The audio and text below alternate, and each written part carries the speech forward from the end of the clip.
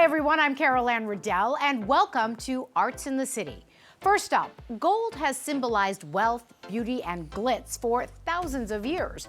Our Donna Hanover takes us to the Brooklyn Museum for a dazzling new exhibit where all that glitters is gold. It can be titillating or triumphant, sacred or a star's gown. The shimmer of gold has entranced us throughout history. Matthew Yokobosky, curator of the Solid Gold exhibit at Brooklyn Museum, says our attraction to it goes back millennia, in one case 2,400 years. This is the Brooklyn Hoard, and this is a group of gold objects that were found together in a tomb. Is that what a hoard is? Yes, typically it's a burial of gold objects. Items that were buried had a much better chance of lasting into modern times because gold has so often been melted down and used in new ways. Gold is a wonderful metal because it doesn't corrode, it doesn't rust. This is an example from the 14th century, and what happened was gold coins from that time, florins, were melted down and pounded out, and they became the halos, the sun, behind these spiritual figures. Victory has often been celebrated with the precious metal. This wreath is actually very important. It's one of only 4 fully extant gold wreaths in the world. These were the kind of wreaths then that became associated with the Olympics, the ancient Olympics, and then the current Olympics. And here is actually a dress that was worn by Aya Nakamura at the opening of the Paris Olympics. There are many stunning fashions with the color gold. The exhibition includes many great fashion designs, including Demna at Balenciaga. We have a beautiful ball gown of gold lame, as well as a liquid gold column dress. Works from Christian Dior, including Maria Grazia Chiori's, and Yves Saint Laurent from the early 1970s through the 80s, and New York fashion designers, the Blondes. They're famous for dressing superstar performers, and gold is one of their go-to looks. The exhibit also has some mentions of Egypt. So this is a portrait of Elizabeth Taylor from 1963 when she was at her height of her worldwide fame because she had just starred in the film Cleopatra with Richard Burton. And she recurs throughout the exhibition, both in terms of fashion by Balenciaga, as well as jewelry by Cartier. We've always associated gold as something of value, something that we should safekeep. And it's why if you're getting married, you get a gold ring. It symbolizes eternity. In Asia, oftentimes the bride wears gold or red. This particular gold veil is from 1925 from the area of Jodhpur in India. Gold was used in the Middle Ages in books. This is a book of hours from 1425, which includes prayers that one would say throughout the day. The illustrations are gold leaf on vellum, which is leather, so it lasts longer than paper. Gold, of course, has global appeal, as in these works from Japan. This is a pair of folding screens we see from 1630 of the festivals. These were all made before the invention of electricity. So if you had a dimly lit home and you had a gold leaf folding screen, it would reflect the sunlight and brighten the room. Some modern artists have work on display, including a sculpture by Mark Quinn imagining model Kate Moss in an eye-catching yoga pose. There's also a wall of gold bars. This is a new work by the artist Zavik Sadikian. Each of these is made from plaster that's gold leafed. And if all of these bars were solid gold, this would represent $1 billion. Because of the money real gold brings, there are hundreds of active gold mines throughout the world. And visuals from a documentary, The Salt of the Earth, show that mining for it has long been dangerous and deadly. The allure of gold for some young people has echoes in history. This is pre-Columbian gold. But what I thought would be interesting is if we were able to create a conversation between contemporary grills, which our younger audience knows. For their teeth. For their teeth, yes, and they also relate back to these earlier depictions of gold teeth. Why are we so dazzled by gold? There's many different metals on the periodic table, but we keep going to gold. It's not platinum, which is more rare, or titanium even. People have something that's primordial that they associate gold with the sun, and that continues our relationship, our bond. The exhibit runs through July 6th. It's definitely a treasure. I'm Donna Hanover for Arts in the City.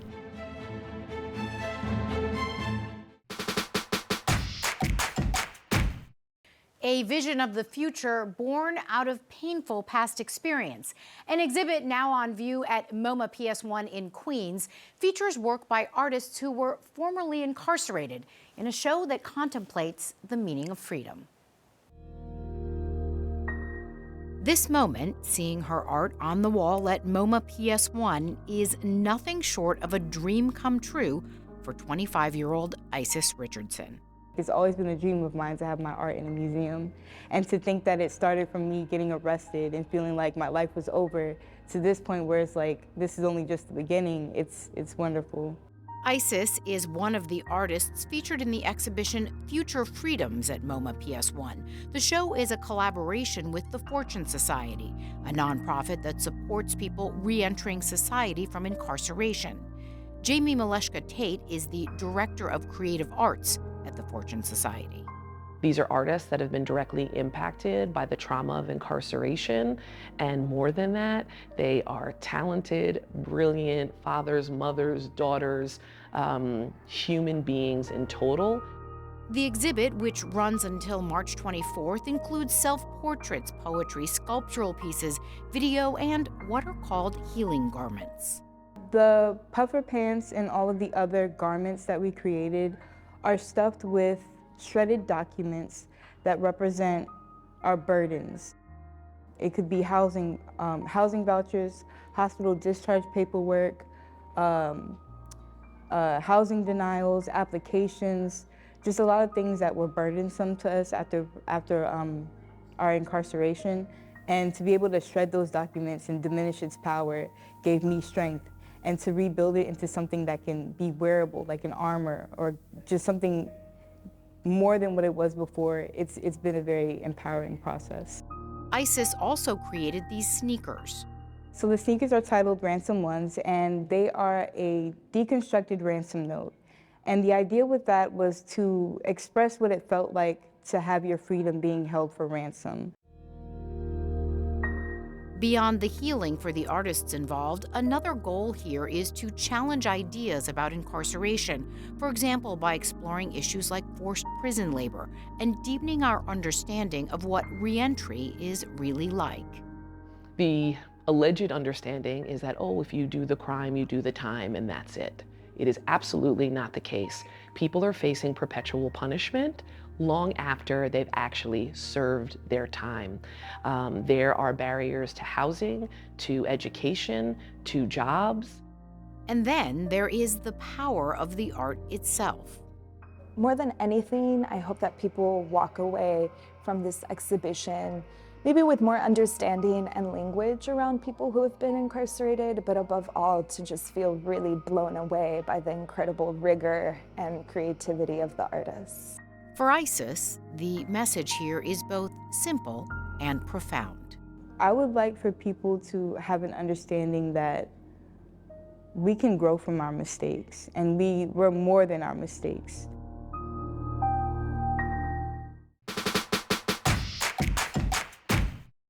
New York is one of the most filmed locations on Earth.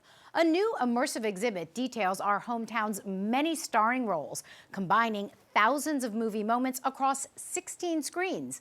Our Neil Rosen has a first look at this tribute to the city that has inspired more than a century of cinema.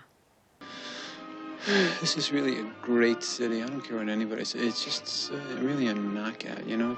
Since the birth of cinema well over a century ago, New York has been one of the world's most popular settings, subjects, and sources of inspiration for filmmakers of all kinds. You talking to me? Now there's a new exhibit at the Museum of the City of New York called You Are Here that draws on the rich archive of movies set in New York, combining thousands of cinematic moments from 400 movies across 16 screens. The movies include Hollywood blockbusters, independent films, documentaries, and experimental works. And it spans New York City films across all 5 boroughs from the silent era all the way up to the present, ultimately showing the spirit of the city itself. Hey, I'm walking here! I'm walking here! The scenes from these movies are grouped into thematic categories that show our city in a positive as well as a negative light, and everything else in between. There's the many romance films that are a staple of movie making in the Big Apple. Yes! Yes! Yes! Oh! Gritty crime dramas that depict the underbelly of the city. Corrupt finance films set on Wall Street. Greed, for lack of a better word, is good. Comic book heroes where the director uses the city's landscape to display superpowers. Beloved time-honored comedies. We're in New York now. Let us dress as New Yorkers. Treasured New York holiday movies. Great job, everybody. It's great to meet you. There's musicals that take place in different New York City locales, as well as right on our city streets. There's also New York mob movie classics that are alternately violent, raw, and sometimes even funny. Well, I'm funny how? I mean, funny like I'm a clown, I amuse you? Sarah Henry is the chief curator of the Museum of the City of New York. There's 16 screens that run hundreds of films simultaneously. Was this something that you came up with, or how did that whole idea come about? We knew we wanted to do something that was not just a cinematic experience where you sit down and you look in one direction, but that would give you a chance to be really surrounded by the films. The film really has a rhythm and an arc to it. It's like playing 16-dimensional chess. It's really a classic hero's journey where the protagonist is the city itself. So there's a sequence at the beginning where you kind of see the city from afar, then you meet the people of the city. You get introduced to things like nightlife and getting around, the whole transportation system. And then things sort of take a dark turn. We get into the horror movie section, all the ways that filmmakers have loved to blow New York up and tear New York down. And then there's a resurrection, kind of reprieve of the city that comes from the creativity of New Yorkers. So New York hits some hard times in this film, and then it emerges in a kind of joyous place. It's more than you can absorb in one sitting, but New York is more than you can absorb in one visit. So we thought that was appropriate. What do you want people to come away with after they see the You Are Here exhibit? Just an appreciation for the degree to which New York is an inspiration and a muse for filmmaking. But we also want people to look at the city and their own relationship to the city in new ways. There's something about seeing 12 scenes of a cab ride right around you that may make you experience your next cab ride or your next subway ride or your next walk down the street in a different way. Yo! Hold up! Time out! Time out! Oh yeah, I almost forgot. There's also a gallery before you enter the film itself that's filled with an array of still shots and informative text that explains to you in detail the remarkable history of movie making in New York City. I want everything I've ever seen in the movies! Leo, say you'll join me! I'll do it! My God, I'll do it! Help! The Museum of the City of New York is located on 5th Avenue at 103rd Street. It's where you can watch the filmmaking exhibit You Are Here, as well as lots of other fabulous permanent exhibits that tell you the history of New York in New York City. For Arts in the City, I'm Neil Rosen.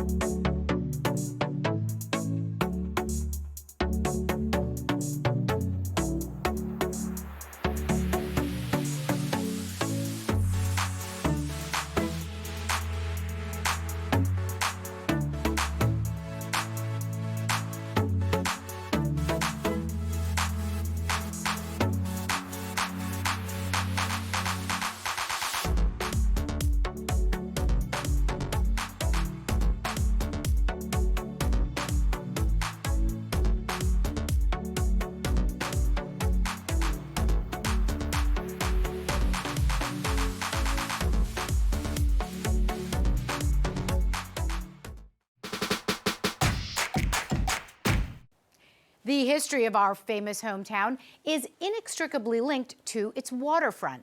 The South Street Seaport Museum details how New York City rose from a Dutch port founded in the 1600s to a cultural and economic powerhouse. Andrew Falzone takes us on a tour. Stepping inside is like stepping back in time, back to an era when first-class travel was on a luxury liner instead of an airliner, when a journey from America was a testament to your wealth and a journey to America meant a chance at wealth and a better life. That's only part of the story told at the South Street Seaport Museum. We have a collection of 28,000 artifacts, and these tools, these assets, allow us to illuminate New York contemporarily, historically, and to consider it looking forward as well. Because of course that watery access that was the great asset of the 19th century is a peril in the 21st. The Seaport buildings stand in stark contrast to the financial district, which has grown around it and above it. The museum itself sits among a collection of antique buildings with facades frozen in time. New York wouldn't tolerate a recreation. New York would not tolerate some sort of even well-done Disneyfication with the tri-corner hats, right? That's not the cultural experience that New Yorkers will put up with. Instead, what we have is a place that, much like the rest of New York, has this restlessness, this ambition. First opened to the public in 1967, the museum prides itself on helping New Yorkers of all ages connect to the water. Also, a part of the museum, a short walk away, is Bound & Company, a print shop which continues the tradition of letterpress printing. The museum also introduced a program to make the museum itself more financially accessible by implementing a pay-what-you-wish admission. Supporting our work through admission and paying full admission makes a great deal of difference in our ability to continue this work, but it also simply removes that question for people for whom it's difficult to pay. While there's plenty to learn about inside, the South Street Seaport Museum also maintains its own small fleet of ships of all sizes, giving visitors a historical, hands-on experience. The vessels that we have are very deliberately selected for particular aspects of the story. It's not arbitrary. Our working vessels have New York connections or are related to those kinds of New York connections. The largest of those vessels is the Wavertree. The big sailing ship that we have, Wavertree, is not an American ship at all. She's just the last one that really exists that tells the story of these workaday sailing ships that were the early instruments of globalization. Built in 1885 in Southampton, England, Wavertree was the UPS or FedEx of its day. At 263 feet long with a 40-foot width, Wavertree could haul just over 2,100 tons of cargo, the same weight as 1,400 automobiles anywhere in the world. We got a special look inside her massive cargo hold. So when you stand on the deck of that ship, it is a visceral experience. She moves under your feet. You can feel that, but also that this is exactly the kind of vessel that was connecting New York to the rest of the globe over a period of centuries. Museum visitors can also climb aboard the lightship Ambrose and even ring its bell. Built in 1907, it was anchored 13 miles offshore. From 1908 to 1932, it lit up and guided ships into the channel that leads into New York Harbor. Named for Robert Ambrose, the Irish immigrant turned engineer who persuaded Congress to dig the channel, it's estimated to have welcomed over 6 million immigrants to New York City in that time. This guy comes to New York as a poor Irish immigrant kid and gets his name on the front door of New York City, because of course prior to 1960 nobody was flying in here. It was all by ship. For those who want an ocean-going adventure, the museum maintains 2 vessels that head out into the harbor. Restored in 2018, the tugboat Decker is a native New York ship and the last surviving wooden tugboat. The only tugboat, certainly in New York, but in a lot of the US, where you can actually take a ride on the tugboat itself. And she's cute. She's got this Scruffy the Tugboat look. Also available is Pioneer, a coasting schooner built in Pennsylvania in 1885 out of wrought iron, while most were built out of wood. They're called coasting schooners. Most of them were built of wood. Pioneer was built of iron, since she was built in Marcus Hook, Pennsylvania, part of the Iron Belt or the Steel Belt, right? And so she persists and is alive today in part because she was made of a much more durable material than wood. all part of the allure of the South Street Seaport Museum. There is definitely a new sense of busyness down here in the Seaport right now. It's not the first time I've seen that kind of invigoration, and certainly it speaks to a lot of people coming down here. For more information on upcoming programs and special events, be sure to visit the website at seaportmuseum.org. I'm Andrew Falzone for Arts in the City. Spring is just around the corner, and our city's theater scene is already heating up. Patrick Pacheco, host of CUNY TV's Theater, All the Moving Parts, sat down with theater critics and journalists to review some of the season's best off-Broadway shows. I'm here with journalist Jan Simpson of Broadway Radio and critics Adam Feldman of Time Out New York and Jackson McHenry of New York Magazine's Vulture. Jan, there are a plethora of off-Broadway choices. What are you most looking forward to this season? One of my favorites that I'm really looking forward to is Liberation by the playwright Bess Wall, because she always does something different. And this time she's looking at the whole idea concept of women's liberation in two different time periods. And she likes playing in different spaces, different approaches, and so I'm really looking forward to that one. And another one that I'm really looking forward to is Wine in the Wilderness, which Classic Stage Company is doing. This one is by the playwright Alice Childress, who has had a late sort of renaissance in the last few years. Alice Childress is an African-American playwright. Most of her plays were written in the 50s and 60s. She didn't get a lot of productions or a lot of big productions because she refused to compromise. This play is being produced down at Classic Stage, and it's going to be directed by the Tony-winning actress and producer LaChance. And I think this is her first time directing. It's about an artist and his relationship to a model who he believes is going to help him create his image of Black womanhood. And she has ideas of her own. So I think it's going to be an interesting play to see. Adam. I am looking forward to a play called The Antiquities by Jordan Harrison.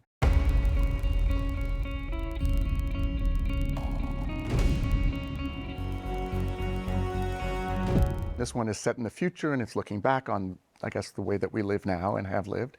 I'm a sucker for that sort of science fiction. I think it can be really illuminative of the way we are now through an interesting lens. So looking forward to that. Also, David Cromer is co-directing that, the very busy David Cromer, who is also directing 2 Broadway shows this spring. So he has a lot of balls to juggle, but I have total faith that he will be able to do so. The other one I'm looking forward to is a collection of short works by Carol Churchill. It'll be at the Public Theater, and it's called Glass, Kill, What If Only, Imp. Those are the names, I think, of the 4 short pieces. Carol Churchill is, for my money, one of the great living playwrights in the English language, would be in my top 5 for sure. She's consistently interesting, experimental, weird, beautiful, and so I'm always eager to see what she has up her sleeve. Jackson. Yes, well, I'm looking forward to Deep Blue Sound, which is playing at the Public Theater after a run, and it's part of Club Thumb's Summer Works program, which is a really wonderful sort of theater incubator. They do short runs of plays for sort of a weekend each through June. I missed the weekend, so I actually don't know this one as well, but I've heard wonderful things about a group of people in the Pacific Northwest who are sort of coming together to investigate where the orca pod that lives near their island has gone off to. And it has a great role for Marianne Plunkett, so I'm very excited to see her in this. And then I'm also looking forward to Vanya, which is coming to Lortel Theater, which is Andrew Scott, who's done plenty of film and television and mostly British theater, is playing all of the roles in an adaptation of Uncle Vanya. Are you unhappy with your life, Michael? What? Yeah. I mean, no. I mean, yeah. You won't forget me. Andrew Scott is firing on all cylinders right now, so I agree. It's going to be a wonderful, wonderful production to look forward to. I'm looking forward to Conversations with Mother, Matthew Lombardo's autobiographical play about having conversations with his Italian-American mother, which I'm sure has a lot of emotion in it. It's going to graft 6 decades of the relationship. And Encores has long been on a roll, and up for them is a revival of Wonderful Town, the Leonard Bernstein, Comden and Green musical. The cast has yet to be announced, but because these are short runs, I'm sure that they can have a high caliber, very stellar cast. Is this the first time that Encores has done a show again? It's been a while. It's the last revival of Wonderful Town transferred to Broadway with Donna Murphy. So it's good to get in on the ground floor. It's probably cheaper too. Anyway, thank you so much for your wonderful choices. Oh, it was fun, Patrick. Always a pleasure. Yeah, Thanks great for fun. having me.